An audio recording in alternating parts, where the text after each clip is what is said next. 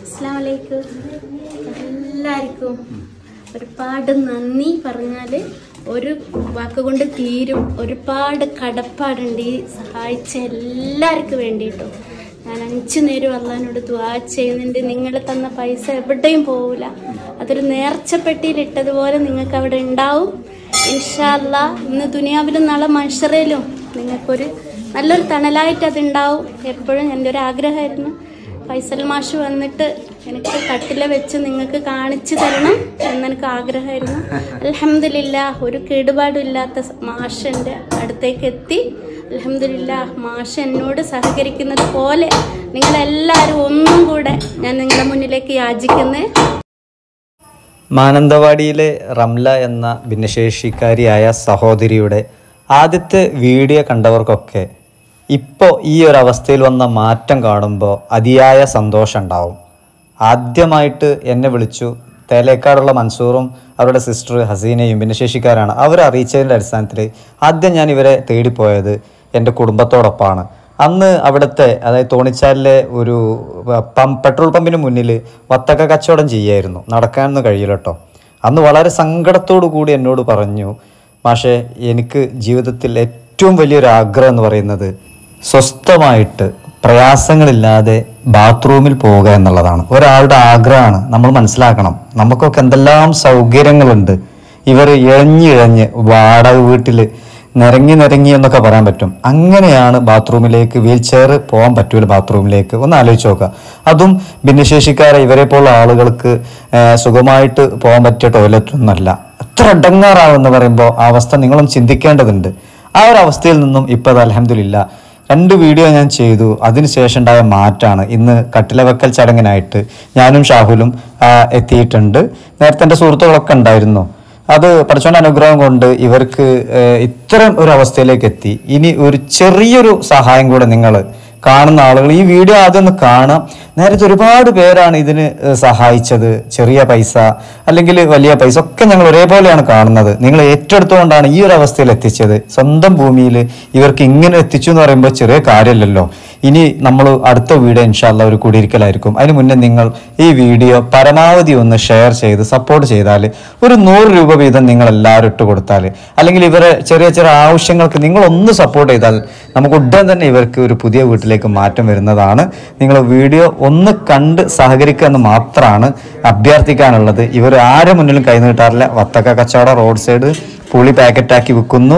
പിന്നെ മറ്റ് പല സ്ഥലങ്ങളിലും പോയി ഇങ്ങനെ എന്താ പറയുക ചെറിയ ചെറിയ കച്ചവടം ചെയ്തിട്ടാണ് ജീവിക്കുന്നത്. ഏതായാലും സഹായിച്ച ഒരുപാട് പേരുണ്ട്. അവരോടൊക്കെ നന്ദി രേഖപ്പെടുത്തുന്നു. വീഡിയോ നിങ്ങൾ മുഴുവനായിട്ടും കാണണമെന്ന് മാത്രമേ ഈ അവസരത്തിൽ അഭ്യർത്ഥിക്കുന്നുള്ളൂ.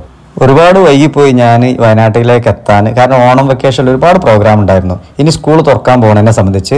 അപ്പോൾ അതുകൊണ്ടാണ് ഇന്ന് ഞായറാഴ്ച വളരെ തിരക്കുള്ള ദിവസം ഞാനും ഷാഹുലും 4 മണിക്ക് കോട്ടക്കൽ നിന്ന് ഇറങ്ങിയിട്ട് വയനാട്ടിലെത്തിയത്. അതിരാവിലെ പരിപാടി കഴിഞ്ഞ് പിന്നെ ഇന്ന് എനിക്ക് തൃശ്ശൂർ പോകണം. ഞാൻ എൻ്റെ തിരക്ക് കാണിക്കല്ല. അത്രയധികം നമ്മളും നമ്മുടെ ഭാഗത്തുനിന്ന് ഒരുപാട് ശ്രദ്ധ ഇതിലൊക്കെ കൊടുക്കുന്നുണ്ട്. കഴിഞ്ഞ വീഡിയോ ഒക്കെ ഞാൻ തിരക്കുള്ള ഒരു പിടിച്ച സമയത്ത് എത്തുന്നു.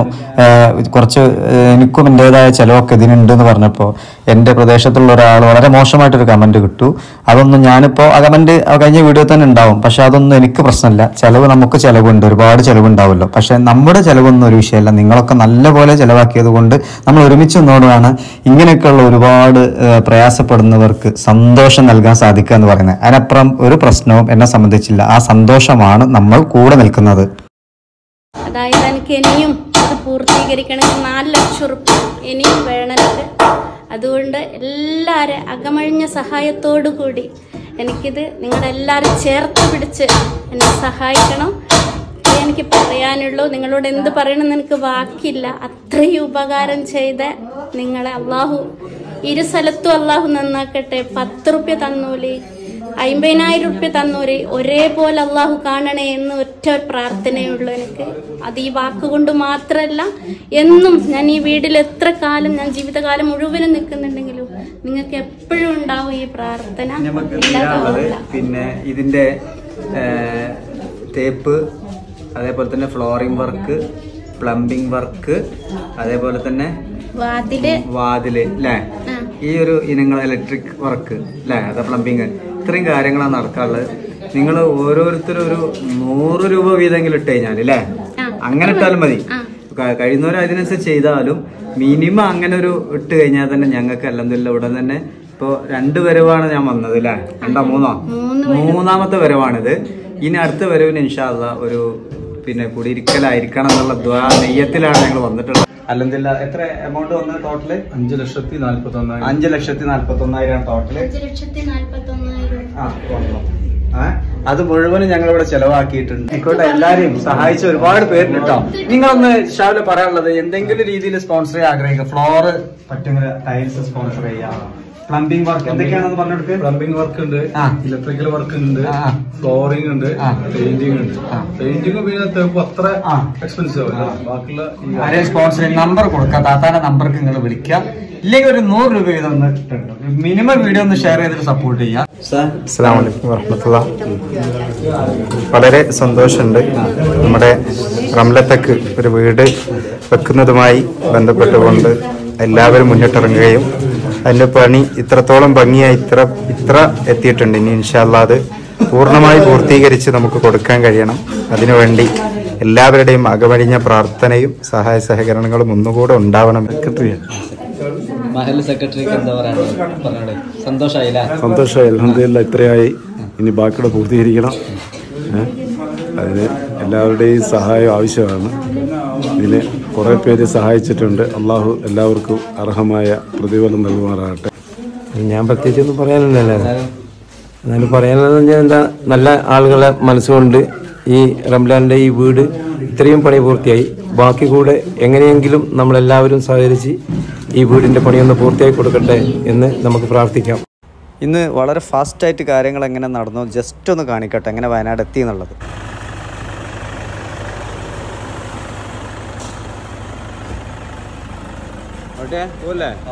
സമയം എത്രയായി? സമയം 4:30. എന്താ 4:30, 4:30 പുത്തൂര് പമ്പെന്ന് എണ്ണ അടിച്ച് ഞങ്ങൾ ഇറങ്ങുകയാണ്. ഇൻഷാ അല്ലാഹ് അരീക്കോട് വെച്ച് നമ്മൾ സുബൈസ്കാരം കഴിഞ്ഞു അൽഹംദുലില്ലാ. ശേഷം ഈങ്ങാപ്പുഴയിലെ വൈറ്റ് ഹൗസിൽ നിന്നും നല്ലൊരു ബ്രേക്ക്ഫാസ്റ്റ് കഴിച്ച് പിന്നെ നമ്മൾ ചുരം കയറി. രാവിലെ ആയതുകൊണ്ട് തീരെ ട്രാഫിക് ജാമോ പ്രയാസങ്ങളോ ഒന്നുമില്ല. നമ്മുടെ ലക്ഷ്യം പെട്ടെന്ന് അവിടെ തോണിച്ചാൽ എത്തുക എന്നുള്ളതാണ്. അടിപൊളിയായിരുന്നു കേട്ടോ രാവിലത്തെ യാത്ര. നമ്മുടെ ആരുമില്ലാത്തത് കൊണ്ട് പിന്നെ ഇപ്പം 7:30 കൂടി നമ്മൾ ഓൾമോസ്റ്റ് താമരശ്ശേരി ചുരം കവർ ചെയ്തില്ലേ? അടിപൊളി.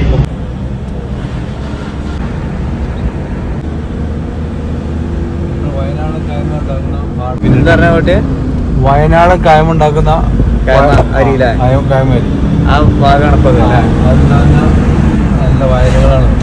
നമുക്ക് ഏകദേശം തോണിച്ചാൽ എത്താനായില്ലേ? അടിപൊളി സ്ഥലം.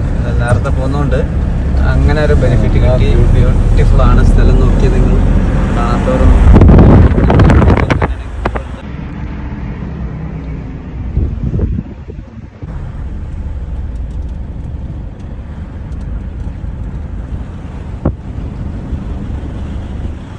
അയ്യോ ശ്രാവണ അവസാനേ നമ്മള് ഈസ്റ്റ് പാലമുക്ക് എത്തിയിട്ടുണ്ട്. മറ്റാളതാ ആ സ്കൂട്ടർ ഏറ്റ് ആ റോഡാണ് പോട്ടെ. അല്ലാത്ത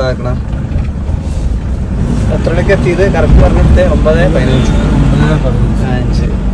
കോട്ടക്കുന്ന് 9:15 മാനന്തവാടി ഈ ഉള്ളിൽ എത്തണമെങ്കിൽ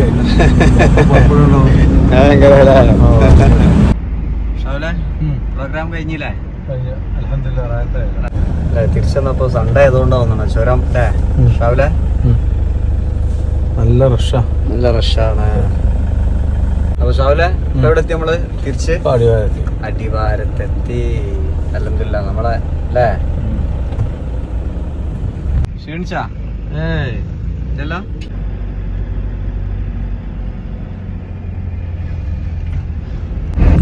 അപ്പൊ പിന്നെ ഇപ്പൊ ഷാവുൽ അതിന്റെ ഇടയിൽ ഒന്ന് ജസ്റ്റ് മയങ്ങി. അപ്പൊ ഞാൻ ഏറ്റെടുത്താണ്. അവസാനം അറൗണ്ട് 2:20 ഞങ്ങളുടെ നാട്ടിലെത്തിയിട്ടുണ്ട്. അൽഹംദുലില്ലാ. നമ്മൾ ടൈം എപ്പോഴും ഷെഡ്യൂൾ ചെയ്ത് കഴിഞ്ഞാൽ നമുക്ക് ഏത് സംഗതിയും വളരെ ഫാസ്റ്റ് ആയിട്ട് ചെയ്യാൻ പറ്റും. അതല്ല ഉദ്ദേശിച്ചത് ഷാവുലെ?